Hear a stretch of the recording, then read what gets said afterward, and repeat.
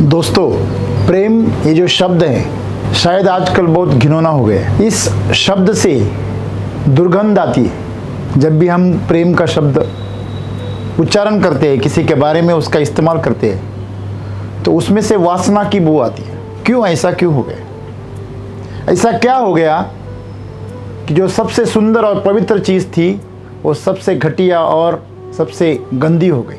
जैसे कि हम जानते हैं, आज संसार में सबसे चहीते अगर कोई भगवान है तो श्री कृष्ण है, और उनको संसार में राधे श्याम के नाम से जाना जाता है। महाभारत में जो सबसे बड़ा युद्ध हुआ, उसके सारथी के या भगवद गीता जिन्होंने कही, उसके पहचान से भी उनकी राधे श्याम का जो पहचान है उनकी, वो सबसे बड़ी है।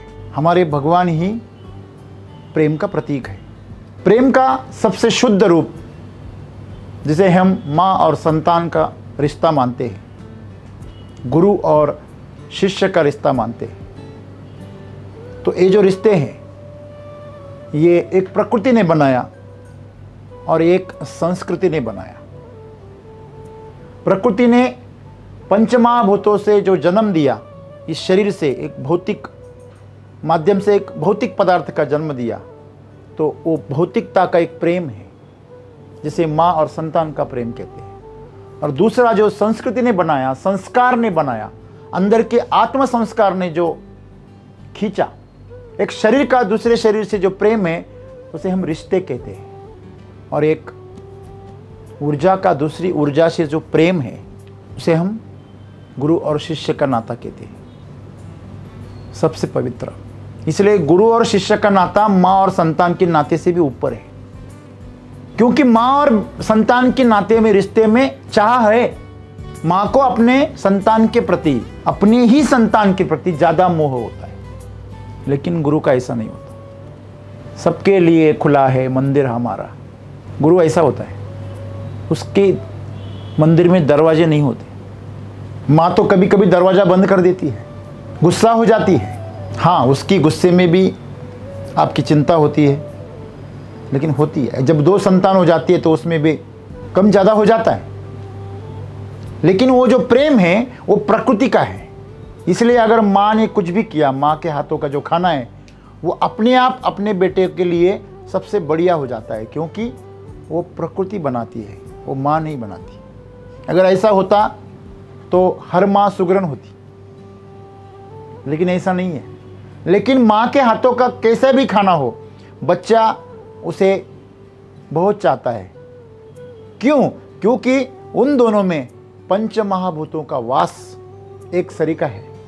वो माँ अपने बच्चे को 9 महीने के लिए अपने साथ समावेशित करती है, अपने शरीर का हिस्सा बनाती है, वो अपने शरीर का टुकड़ा रहता है उसके।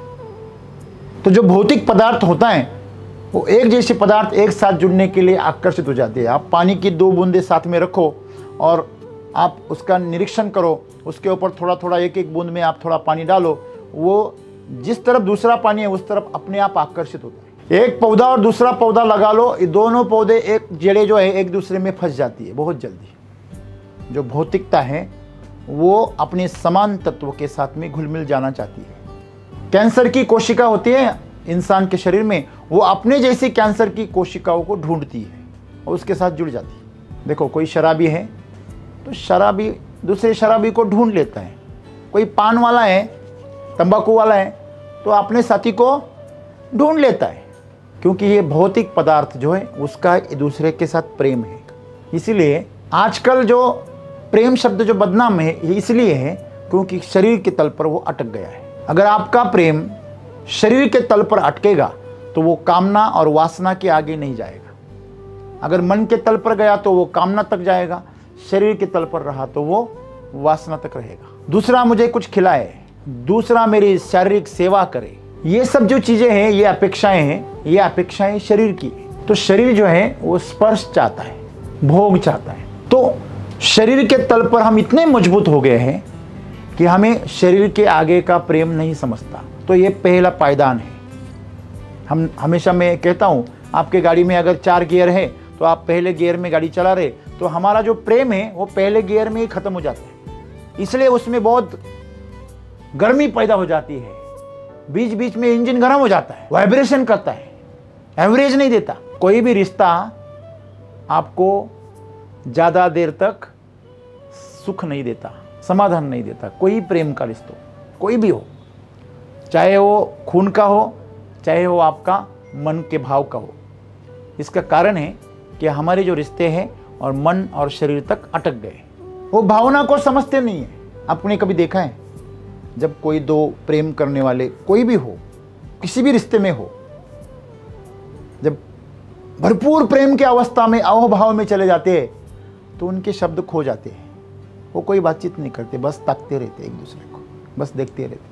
आप कभी देखना जब कोई महापुरुष संत जब मिलते हैं एक दूसरे को, वो कोई बात नहीं करते, कोई बात नहीं करते। क्यों?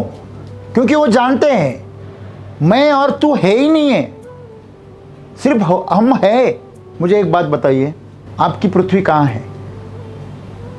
अमेरिका में है, ऑस्ट्रेलिया में है, इंग्लैंड में है, इंडिया में है, या नासिक में है कि सतारा में है, कलकत्ता में? कहाँ पे है हमारी पृथ्वी? कहाँ है? सर्वत्र पृथ्वी है, लेकिन हमने उनको शहरों में, गाँवों में, तहसील में, देशों में बांट दिया। वैसे हम सबकी आत्मा जो है, ऊर्जा एक ही है, लेकिन हमने इस शरीर में उसको बांट दिया। आप समंदर में गए तो आप उसमें जो बूंदें होती है उनको आप अलग कर सकते हो? ये बूंद रही, ये दूसरी बूंद रही, ये तीसरी, ऐसे कह सकते हो? बिल्कुल नहीं। इसके लिए आपको उससे अलग करना पड़ेगा। और जब आप समुद्र को अलग करोगे तो समुद्र नहीं रहेगा। इसे ऐसा समझिए जैसे कि आपके पास में बाइक है, तो बाइक में जितने भी पुर्जे हैं, सभी पुर्जे एक दूसरे के साथ प्रेम में है, इसलिए वो काम करती है।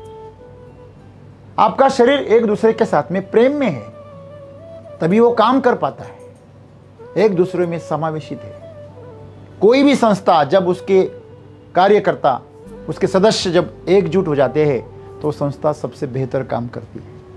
अरे इतनी सी क्या बात है, इतनी मुट्ठी भी ऐसी मिल गई ना तो सभी उंगलियों की ताकत जबरदस्त बढ़ जाती है, कई गुना बढ़ जाती है, क्योंकि एक प्रेम में आ गई, समावेशित हो गई। तो प्रेम का मतलब है समावेशित करना, लेकिन हम सिर्फ शरीर को समावेशित करना जानते हैं, हम सिर्फ हमारे विचारों को समावेशित करना जानते हैं, हम दूसरे के भावों को समावेशित करना नहीं जानते। शब्द जो है उनसे आप भाव नहीं पकड़ सकते। माँ भी डांटती है और जो दूसरे घर वाली जो औरत है वो भी डांटती हैं बच्चों को, लेकिन दोनों की डांट में क्या है? फर्क है। शब्द एक ही है। माँ भी कहती है कभी कभी, तू क्यों पैदा हो गया? हाँ, मैं बांझ रही थी तो अच्छा होता। तो बाहर की स्त्री भी ऐसे बोलती है कभी कभी दूसरे के बच्चों को, ये क्यों पैदा किया इन बच्चों को, ऐसा कहती है, क्यों पैदा हो गए? लेकिन दोनों के वर्ड सेम है, उसके पीछे के भाव अलग है। तो शब्द एक हो सकते हैं, भाव अलग हो सकते हैं, इसीलिए शब्द से कभी भाव व्यक्त नहीं होता।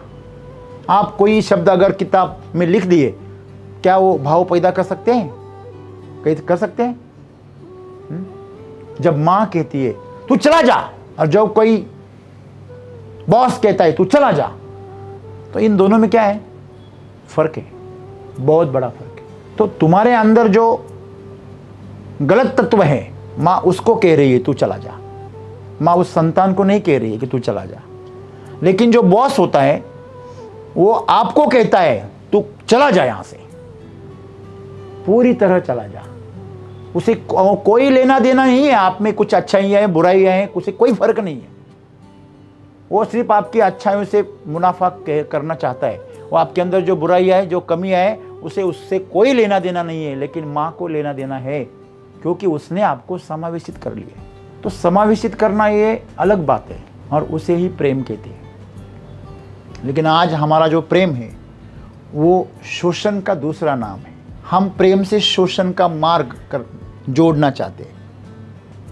तो इसीलिए सद्गुरु आज हमें बता रहे हैं कि प्रेम जो है एक समावेशन की प्रक्रिया है। जैसे भगवान शंकर ने पार्वती माँ को अपने अंदर समा लिया, दुनिया को एक संदेश भेजा कि प्रेम का प्रतीक है समावेशित कर लेना, तुम उससे अलग नहीं। तो सद्गुरु क्या कह रहे हैं?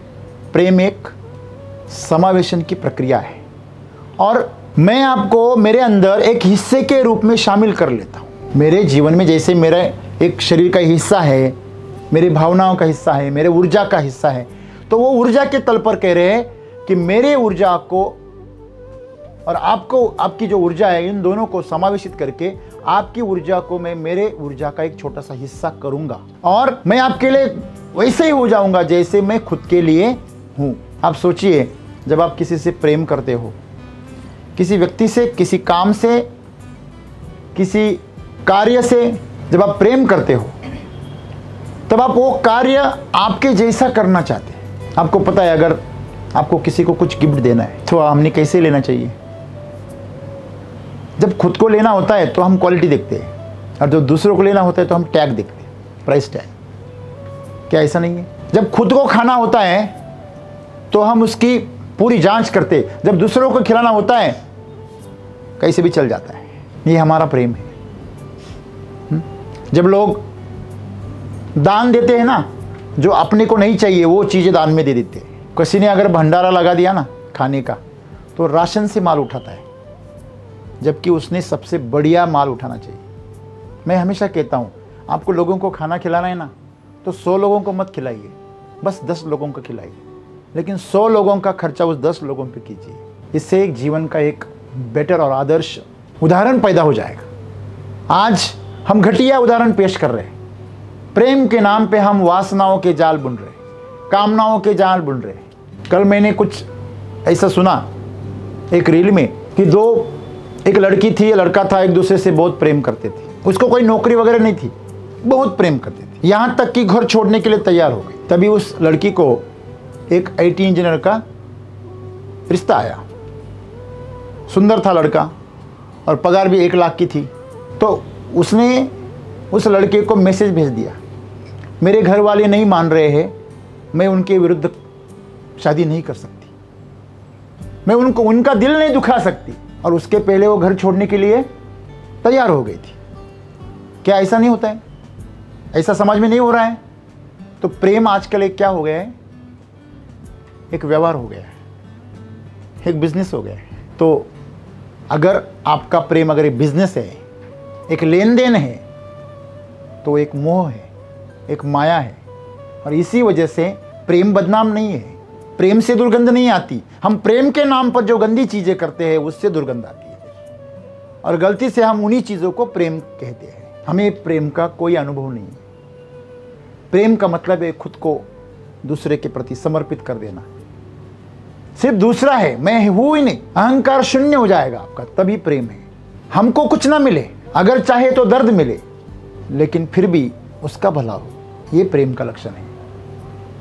प्रेम का लक्षण टुकड़े करना नहीं है। तो दोस्तों, आजकल आप देखिए, कभी कभी हम ऐसे रिश्ते देखते हैं कि अरे ये जोड़ा कैसे बना होगा। कभी कभी कुछ जोड़े हम देखते हैं, वो शोहर देखो काला कलूटा जादूगर होता है पूरा, उसका कोई चेहरा वेरा कुछ नहीं होता,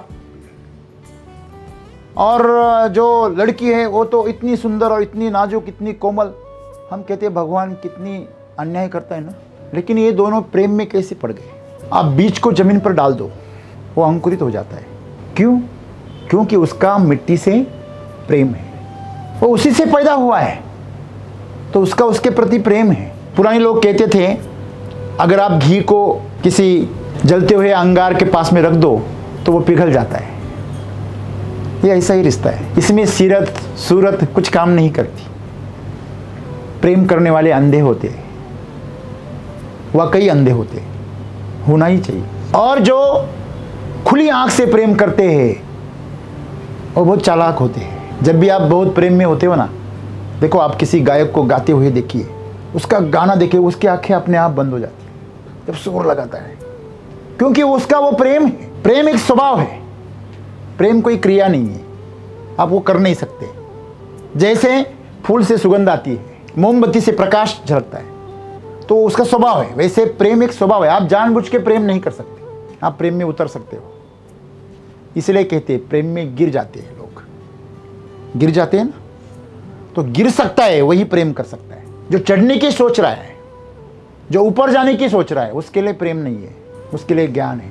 प्रेम तो समर्पण है, भक्ति का प्रवेश द्वार है। प्रेम की जो शुरुआत है वो भक्ति की जो शुरुआत है वो प्रेम के दरवाजे से शुरू होती है। जब आप किसी से प्रेम कर सकते हो तो आप पूरी दुनिया से प्रेम कर सकते हैं। अगर आज किसान मिट्टी से प्रेम करता, अपनी फसलों से प्रेम करता, तो उसके इतने बुरे हालात नहीं होते। गए वो दिन जब किसान मिट्टी से प्रेम करते थे, अपनी चप्पल तक निकाल लेते थे और नंगे पैर चलते थे।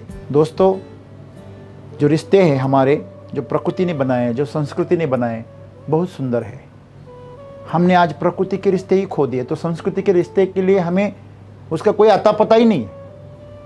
कैसे कोई शिष्य अपने गुरु के लिए पूरा जीवन समर्पित कर देता है, अपने घर वालों तक छोड़ देता है, ये बाकी लोगों को मूर्खता लगती है, लेकिन वो कभी समझ नहीं सकते, क्योंकि आखिर जीवन में जो पाना है वो आनंद ही है। अगर आप सब कुछ पा लिए और आनंद नहीं है तो आपने कुछ भी नहीं पाया, आप दरिद्र मरोगे। हाँ, जीवन में आपके प्रति प्रेम करने वाला कम से कम एक तो इंसान हो। आजकल लोग इंसान से प्रेम नहीं कर पाते तो जानवर पाल लेते हैं। जानवर से प्रेम करना बहुत आसान है, क्योंकि वो कोई कंप्लेंट नहीं करता।